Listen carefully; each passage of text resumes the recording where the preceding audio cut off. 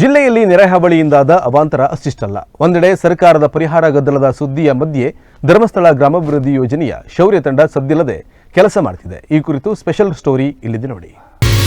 ನೆರೆ ಸಂತ್ರಸ್ತರಿಗೆ ಧರ್ಮಸ್ಥಳ ಶೌರ್ಯ ತಂಡದಿಂದ ಸೇವೆ.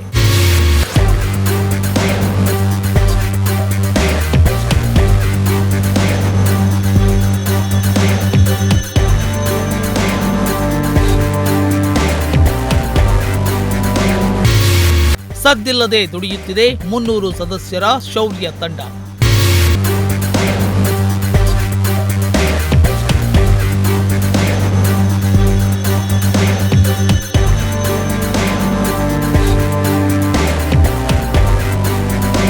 ಹೌದು, ಉತ್ತರ ಕನ್ನಡ ಜಿಲ್ಲೆಯ ಭಟ್ಕಳ, ಹೊನ್ನಾವರ, ಕುಮಟಾ, ಅಂಕೋಲಾ ಮತ್ತು ಕಾರವಾರ ತಾಲೂಕಿನಲ್ಲಿ ಕಳೆದೊಂದು ವಾರದಿಂದ ಸುರಿದ ಮಳೆಗೆ ಆದ ಅವಾಂತರ ಅಷ್ಟಿಷ್ಟಲ್ಲ. ನೆರೆ ಹಾವಳಿ ಪರಿಹಾರ ಕಾಮಗಾರಿಯಲ್ಲಿ ಪೊಲೀಸರು, ಹೋಂಗಾರ್ಡ್, ಆಡಳಿತ, ಎನ್ಡಿಆರ್ಎಫ್ ಮೊದಲಾದ ತಂಡಗಳು ತೊಡಗಿಕೊಂಡಿವೆ. ಆದರೆ ಈ ಪರಿಹಾರ ಕಾಮಗಾರಿಯಲ್ಲಿ ಧರ್ಮಸ್ಥಳ ಗ್ರಾಮಾಭಿವೃದ್ಧಿ ಯೋಜನೆಯ ಶೌರ್ಯ ತಂಡದ 300ಕ್ಕೂ ಅಧಿಕ ಸದಸ್ಯರು ತಮ್ಮ ತಮ್ಮ ತಂಡಗಳೊಂದಿಗೆ ಸದ್ದಿಲ್ಲದೆ ದುಡಿಯುತ್ತಿದ್ದಾರೆ.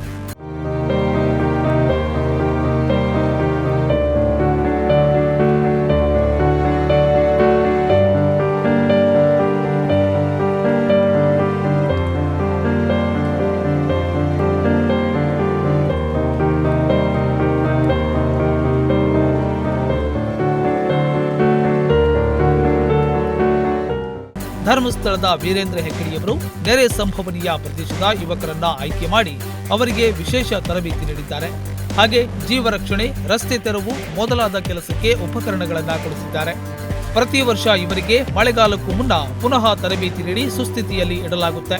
ಶಿರೂರಿನಲ್ಲಿ ನಡೆದ ದುರಂತದಲ್ಲಿ ಧರ್ಮಸ್ಥಳ ಸಂಘದ ಒಬ್ಬ ಸದಸ್ಯ ಬಲಿಯಾಗಿದ್ದಾನೆ.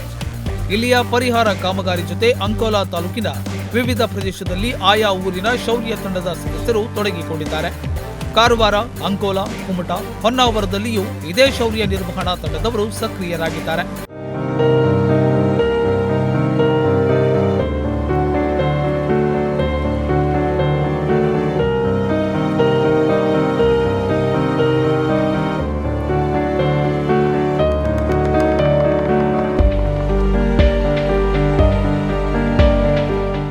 ಧರ್ಮಸ್ಥಳ ಗ್ರಾಮಾಭಿವೃದ್ಧಿ ಯೋಜನೆಯ ಸದಸ್ಯರಾಗಿರುವ ಸುಮಾರು 2,000 ಜನರಿಗೆ ನೆರೆಯಿಂದ ಹಾನಿಯುಂಟಾಗಿದೆ.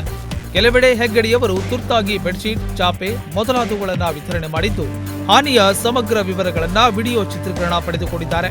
ಒಟ್ಟಲ್ಲಿ ಸರ್ಕಾರಿ ಪರಿಹಾರದ ಗದ್ದಲದ ಸುದ್ದಿಯ ಮಧ್ಯೆ ಧರ್ಮಸ್ಥಳದ ತರಬೇತಿ ಪಡೆದ ಶೌರ್ಯ ತಂಡದ ಕಾರ್ಯವನ್ನು ಮತ್ತೆ ಧರ್ಮಸ್ಥಳದಿಂದ ನೆರೆ ಪೀಡಿತರಿಗೆ ಬರುವ ನೆರವನ್ನ ಕೃತಜ್ಞತೆಯಿಂದ ಸ್ಮರಿಸಬೇಕಾಗಿದೆ. Nudisiri news desk, Honnavar.